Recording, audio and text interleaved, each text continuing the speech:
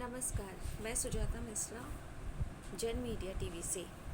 आज हम ऐसे त्यौहार की बात करेंगे जिसका कि धार्मिक महत्व और आध्यात्मिक महत्व बहुत ज़्यादा है। अपरा एकादशी, जिसको कि अचा एकादशी भी कहते हैं या फिर अचला एकादशी भी कहते हैं।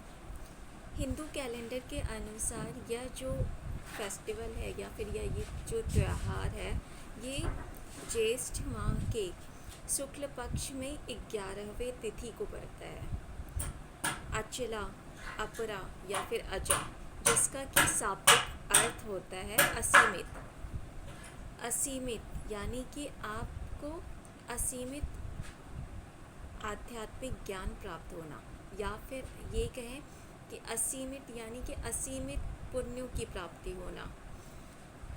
इसका अगर हम वर्णन सुनते हैं तो स्कंद पुराण में भी इसका वर्णन मिलता है और महाभारत के अध्याय में भी इस एकादशी का वर्णन मिलता है।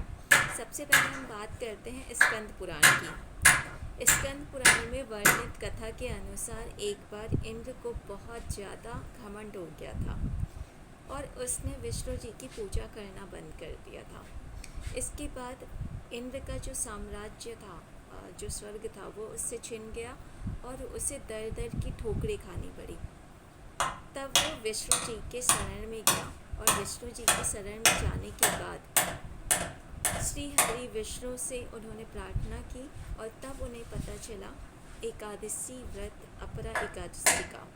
कहा जाता है कि अपरा एकादशी का व्रत वही लोग करते हैं जिनके पुण्य क्षीण हो जाते हैं, मतलब उनके जो पिछले पाप है उसको धुलने के लिए, उसे हटाने के लिए इस एकादशी, अपरा एकादशी का व्रत किया जाता है।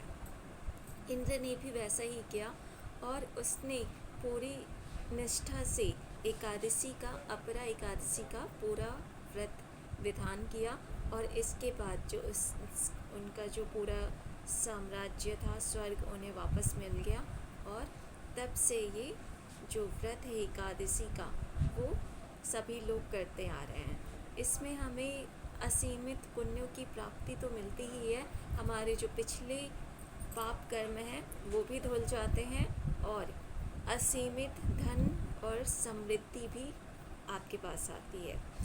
इसी कड़ी में अगर हम आगे चलते हैं तो महाभारत से रिलेटेड भी एक कथा है जिसमें जब युधिष्ठिर का साम्राज्य छीन लिया गया था दुर्योधन के द्वारा, तब युधिष्ठिर ने समृद्धि के लिए कौन सा व्रत करना है यह श्री कृष्ण जी से पूछा था। तब श्री कृष्ण जी ने उन्हें अपरा एकादशी का व्रत करने के लिए कहा था और फिर युधिष्ठिर ने भी अपनी बहुत ही इच्छा शक्ति से प्रबल होकर और बहुत ही मन से इस व्रत को पूर्ण किया था और पूर्ण करने के बाद इस अपरा एकादशी के उन्हें जो है अपना साम्राज्य वापस मिल गया था। तो ये दोनों जो कथाएं हैं वो हमें महाभारत और स्कंद पुराण में भी पढ़ने को मिलती है। इसके बाद हम अगर एक लोकल कहानी की लोकल बात करें जो प्रचलित है, वो है महीध्वज।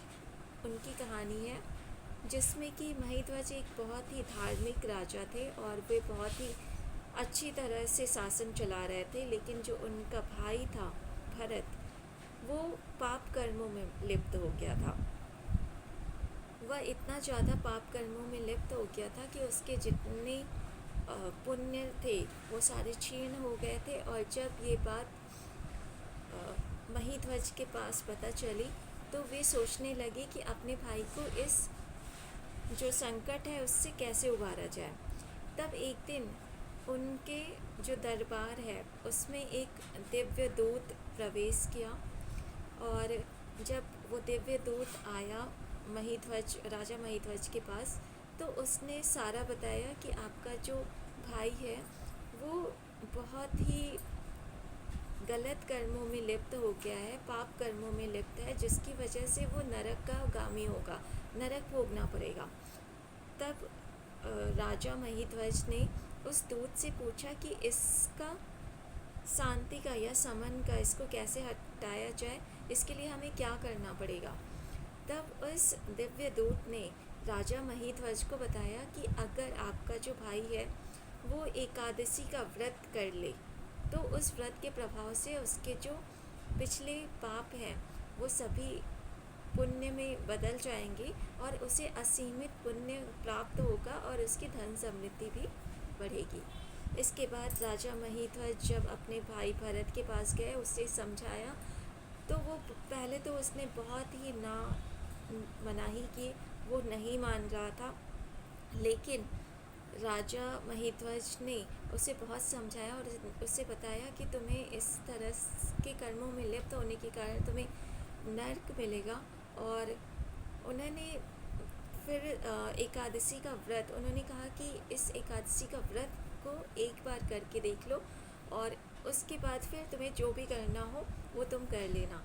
इस तरह से समझाने के बाद जो भरत है वो मान गया और उसने अनिच्छा होते हुए भी इस अपरा एकादशी के व्रत को किया और उस व्रत के प्रभाव से उसका वो जो पाप कर्मों में लिप्त था वो अच्छे मार्ग पे आ गया और उसके जो पिछले पाप थे वो सारे पुण्य में बदल गए और इसके बाद वो इस तरह के भोगों को काटता हुआ धन समृद्धि उसके पास आ गई और इस अपरा एकादशी को करके वो भी स्वर्गगामी हुआ। तो इस तरह से हमने ये 3 कथाएं हमें पता चली। और अगर अपरा एकादशी की बात की जाए तो ये बहुत ही कठोर व्रत है। इसको जनरली जो लोग करते हैं वो निर्जला करते हैं और भगवान विष्णु जी के नाम को जप करते हैं इसमें। और इसका जो पारण होता है वो दूसरे दिन द्वादशी को होता है। द्वादशी जब स्टार्ट होता है तब नहा धोकर इसके बाद पारण करते हैं द्वादशी को। अपरा एकादशी में कहा जाता है कि सात्विक भोजन करना चाहिए, किसी भी तरह का अनैतिक कर्म नहीं करना चाहिए। और ये भी मान्यता मानी जाती है कि अपरा एकादशी के दिन चावल भी नहीं खाना चाहिए। वैसे तो हर एकादशी में कहा जाता है कि कोई भी अन्न नहीं खाना चाहिए, क्योंकि ऐसा माना जाता है कि एकादशी के दिन जितने भी पाप कर्म होते हैं वो सारे अन्न में इकट्ठा हो जाते हैं। तो जो लोग भी एकादशी करते हैं इसीलिए एकादशी में जो भोजन होता है अन्न नहीं खाते हैं, वो फल लेकर ही एकादशी करते हैं। और उसके बाद अपरा एकादशी में ये माना जाता है कि जो भी इस एकादशी को करता है वो अगर अन्न खा भी रहा है तो एटलीस्ट उससे चावल का सेवन नहीं करना चाहिए। अपरा एकादशी के दिन जो भी जातक अगर चावल का सेवन करता है तो ऐसा माना जाता है कि उससे अगले जन्म में रेंगने वाले जीव की योनि प्राप्त होती है।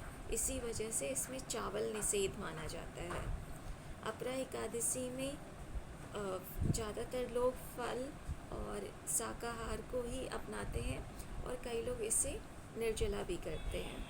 तो इस तरह से ये अपरा एकादशी का जो त्यौहार है वो मनाया जाता है और बहुत ही अच्छा व्रत माना जाता है। और इससे हमें हमारे जो पिछले कर्म होते हैं वो सभी जो पाप होते हैं वो हट जाते हैं और असीमित पुण्यों की प्राप्ति होती है। अगर कोई भी कुछ आपको पूछना है तो आप कमेंट बॉक्स में पूछ सकते हैं। Thank you for watching.